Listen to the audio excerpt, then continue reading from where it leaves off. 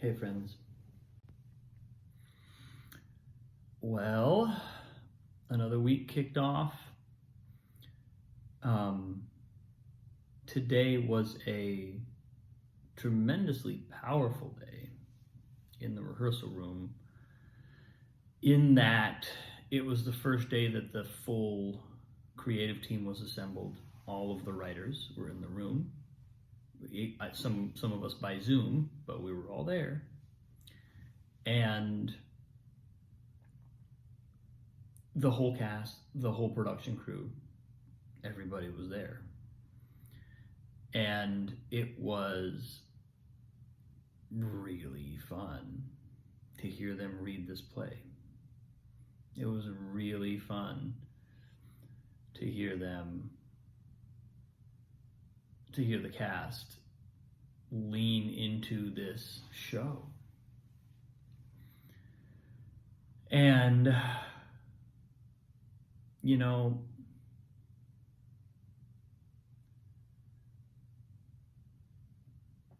I had kind of a,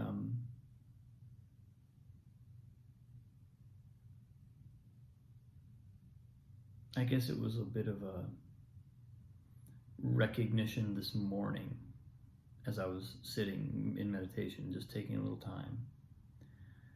I found that I was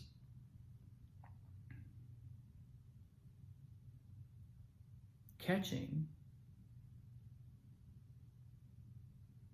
any bad vibes that kind of came up.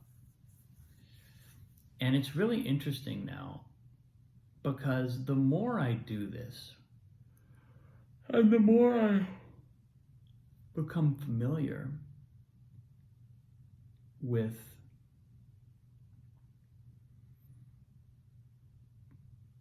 just how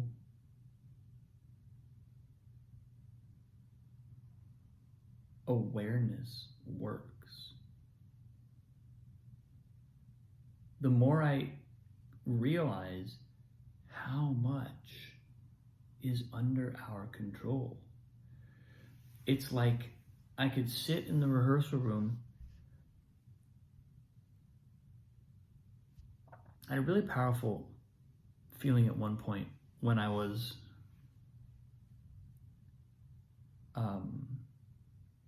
just feeling all the energy in the room. There were so many people in the room. And there were people on Zoom, a large group of people assembled. And so there was a kind of intensity. And it was like it woke me up. It was like almost like the way a cold shower, like I've found this thing that happens when I take a cold shower. If you take a really cold shower, the only way to withstand a really cold shower is to have body integrity. You have to kind of breathe into everything, and then as you breathe into it, your body naturally does all the things it needs to do to withstand cold. It contracts, and it does all the things it needs to do, and all of a sudden you can stand under a cold shower for quite some time and it doesn't even feel cold. It just feels almost like an internal massage, like the body is adjusting to an environment that's different. You watch animals deal with the cold. I'm not even sure they know it's cold out. Their body just does what it needs to do to adapt to different temperatures. And so anyway, I bring that up because this experience in the room was similar to that. It was like a cold shower, but in a good way, not in the like buzzkill kind of way. It was like a cold shower in the sense of like, it was like I could tell, oh, I'm just being asked to sit up a little straighter. I'm just being asked to be a little more aware. I'm just being asked to witness my thoughts, not to let my habitual thoughts just ride. And it felt really good to do that. It felt really good to let myself lean into that place, because it was like it was like there's no way to be afraid. It's almost like fear is somehow thinking that intensity could possibly be a threat. And that's not true. So when we just let it go, it's like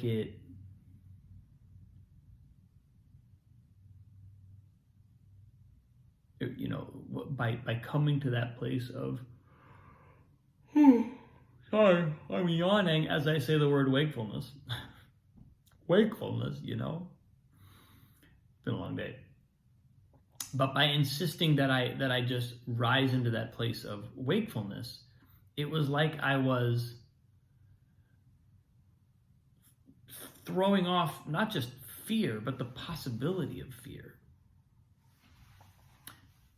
And it was just a cool feeling. I was like, oh. And then I noticed every once in a while I'd have a critical thought, or I'd have some thought about, some opinion I have about the process, something that's not perfect or whatever it is. And as I had those thoughts, I was catching them and going, oh, well, if I follow that thought, it's going to lower my vibe. And it's going to take me, my whole thing right now is like, how much can I be in the room and truly hold the position of there's some higher purpose being worked out through this process. That's what I believe creativity is. That's what I believe all art is. And so, can I stay there and not become fixated on some detail of the immediate, that I might immediately have a problem with, or that I might have an opinion about, that I want to change it, or I wish it was different or something, Can I just stay with that larger picture? And what I noticed was it just gives me so much more space to actually then treat or approach all those individual things. It's not that there's nothing that needs to change, or nothing that needs work about the piece. It's just that there's a very specific kind of awareness that creates space around the problem. And when I create that space around the problem, man, it's like nothing can, it's like there's no way to get it wrong. You have perspective on it.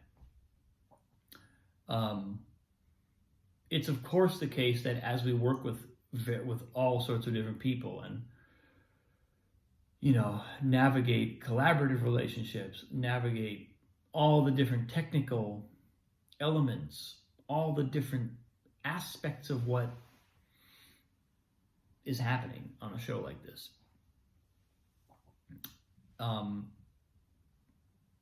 You're gonna occasionally just think, oh, this is a problem. We need to fix this problem. But for me,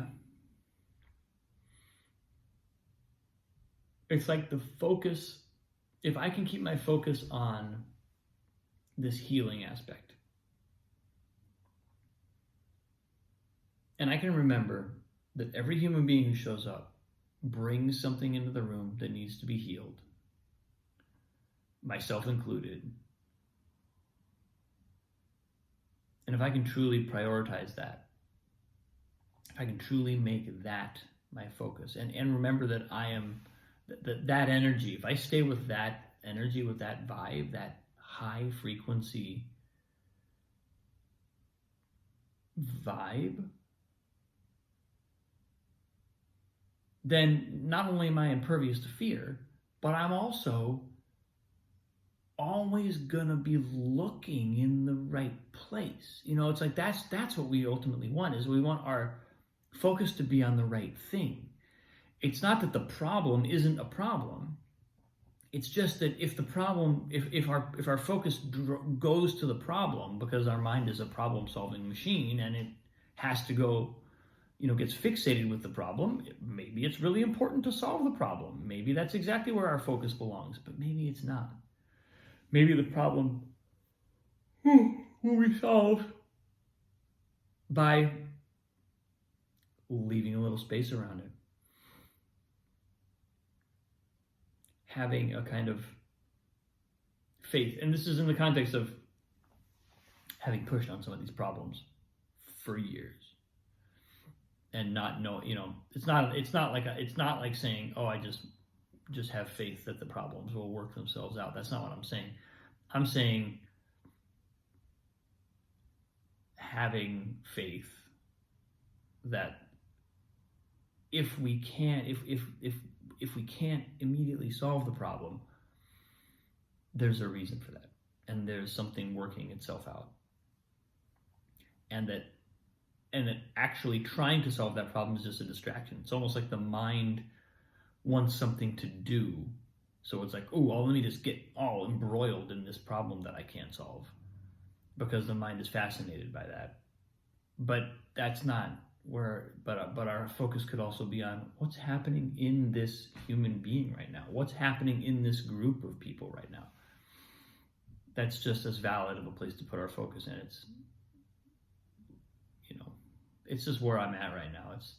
It is the thing that has opened the door for me into a creative, into creativity, into this kind of work, in such a way as to allow me to be fully 100% invested and just completely, boldly, and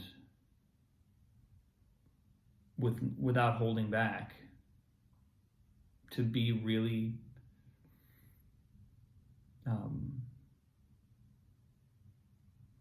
it's like it's unifying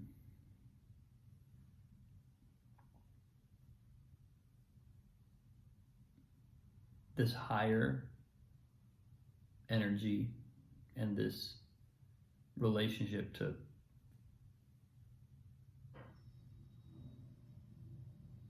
the universe that I'm exploring kind of in all of my work and this particular project. It's like it's bringing them into a harmony. And I'm noticing that I'm stepping out of my habits. I'm stepping out of my habitual ways of being in that environment, and I think that's very welcome. It's very welcome. It's empowering. It's energizing. It's inspiring. And we'll see what happens creatively. We'll see what the result is, but I know I know it's the right way. I know it's the right way, and it feels good to acknowledge that, and then to hold myself accountable to it, not to slip into that kind of lower vibe state. So,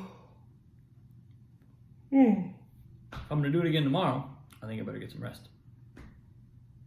But thanks for watching. So much love. It's super fun to be on this journey with all of you. And again, I'm so grateful for this conversation, because this anchors me in the place that is truly the center. It's like the eye of the storm of all aspects of my life right now. So, thank you. Wonderful day. I'll see you soon.